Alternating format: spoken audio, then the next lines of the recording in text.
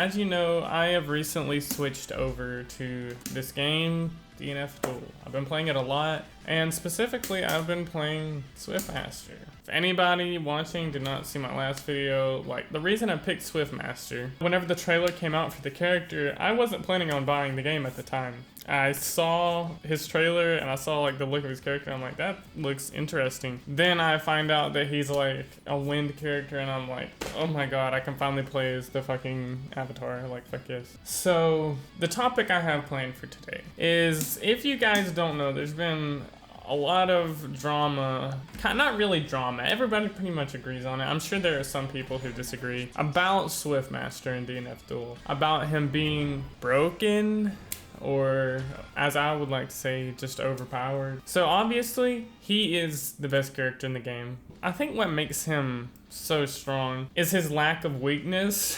You know, there's different things that can make a character strong. A lot of the characters in this game, what makes them strong is them having some sort of really strong, cheesy ability or something that happens in the game. Like Crusader having an infinite, or like the wall. The wall is like a cheesy move. It's not really cheesy, I'm just saying it's kind of gimmicky. That's how most of these characters in this game perform, in my opinion. But Swiftmaster is not really like that. He has everything and nothing really negative about him. So like, if anything, his only negative is that he has less health, which is a pretty big negative, but in this game, I think most characters can 2-touch or 3-touch anyways. So like, having less health, you're still probably gonna get 2-touched. So it's not really much of an effect. And because he does more damage than everybody else, he's more likely to 2-touch you. So although he has less health, it's also like you have less health because you do more damage. So it really just doesn't have that much of an effect. I mean, the things that he has, like, we've already talked about this, but like, I explained what these moves do in my last video. I mean, they're really good moves. I mean, that just pulls them in, no more neutral for you type stuff, and you get really good mix off of it. So like, if you throw out Wind Orb, you can just go into like,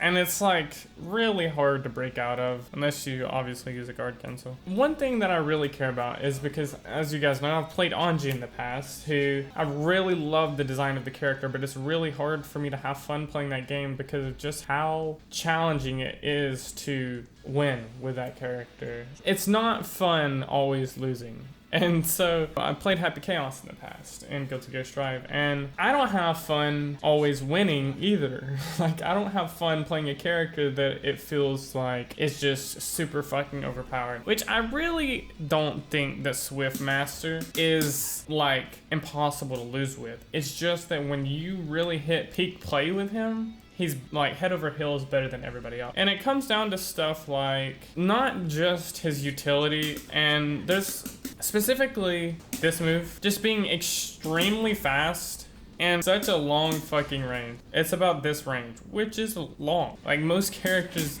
don't really have that kind of range. And I mean, this move's got good range, this move's got good range, this move is good range, but it's also, none of his moves have that bad of frames either. Like, so if you were to go like,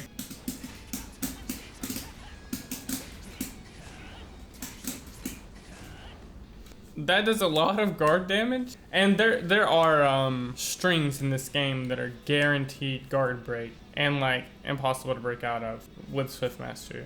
Stuff like that, I think they're gonna have to find some way to remove. So yeah, he's got just solid fucking buttons. And then he has this. I personally think this move is what needs to be fixed.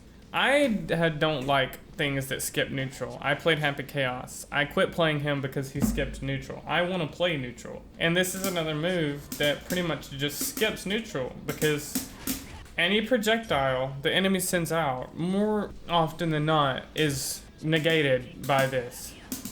And then you just get in and you start doing stuff.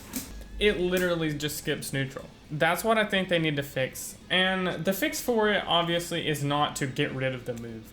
It's not as much that it negates projectiles. That's okay. It just, I think you should only be able to take one hit with Spirit Sword. Unless it is a metered projectile, then I think it should probably just trade. You should take damage from that. I don't know if you should take like the full damage. All I know is this move is the problem. They can figure out how to balance it. Not only does it negate projectiles, but if you just wanna, like, they can't really punish that. And you can continue your pet pressure off of that. And I've seen players just, you don't even have to fight them, dude. And you have a mix there of going like this. If you do that and you're just kind of standing, of course they're gonna think that you're going to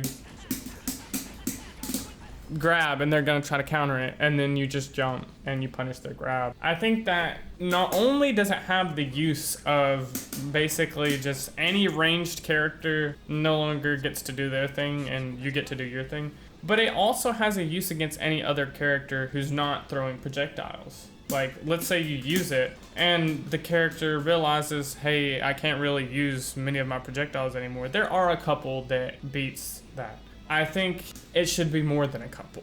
It should be something simple though. It should be like, if you have a metered projectile, it beats it. But if you have a non-metered projectile, it gets rid of it, but it doesn't beat it. So you can still use it to skip neutral, but you can't, like literally now, certain, like, let me just find a character. So let's say, you win. You won that. Like, that's just weird to me. Of course, like, that's, but like, say you were full. You were just out here. Like, can I cast it on reaction and then punish? No, you don't punish, but you still skip neutral. And you can still do something like, you can still do dumb shit, basically is what I'm saying. Basically in this video, I just wanted to explain what they could do to fairly nerf this character. I really, more than anything, don't want this character to get nerfed into the dirt. Which, I think they realize that there's enough players for this character that if they nerf this character too hard, it might do a lot more damage to the game. And I mean, I do think it's important that they nerf him, and it should be rather soon, because a lot of people are already getting tired of it because he's so good. And I wouldn't understand, because I play him, so I have like this advantage, because I personally find it really hard whenever a character in a game is just feels like they don't have to do much work to win. And I do feel like Swiftmaster has that problem. Like, I feel like it's this move though that is easy. It's so self-explanatory. There's not much counterplay to it. It just kind of wins. And there's a lot of other things that he has that is stronger than that, but it's a lot more fair in my opinion. Like this move. This move is like truthfully his best move. But it's not just as simple as you do that and you win. Like, they can counterplay that. They can attack through that. And if you use this move at the wrong time, that momentum pulling them forward will cause them to like hit you a lot easier. So you have to be very careful about how you use that move. But you don't have to be careful with this move. You don't. You just win. You just press it and all of a sudden neutral, none of that. And it can be said the same about this move, that this move is a little too strong. But I personally would have a lot less fun with the character if that move was taken out. This move is easy. This move is fun. I think that every character in this game has some sort of really strong move, but it's also a really fun move. Like, I mean, Dragon Knight, her gimmick is like obviously her using her dragon to basically continue her pressure, but there's counterplay to it. But if you don't counterplay it, then it's extremely strong. And then there's ways to counterplay the counterplay, and that's where the mind games comes from. The same thing goes in with this character. But it's like, if you don't want to try very hard with this character, you don't have to. You don't really have to make that your number one move. I want them to be careful and not just nerf him into the ground, but also you can't leave him the way he is. Just nerf the easy broken things and maybe leave some of the really hard broken things, because every character in this game has a little bit of broken shit. Anyways, that's my opinion on the character. If you like this video, why don't you go ahead and leave a like? And if you maybe like me a little bit, I don't know why you would, but if you do for some fucking reason like me, just go ahead and subscribe. I wouldn't say that's a bad idea. I'd say it's a pretty good idea. Yeah. It's been your dad. here, and I'll see you later.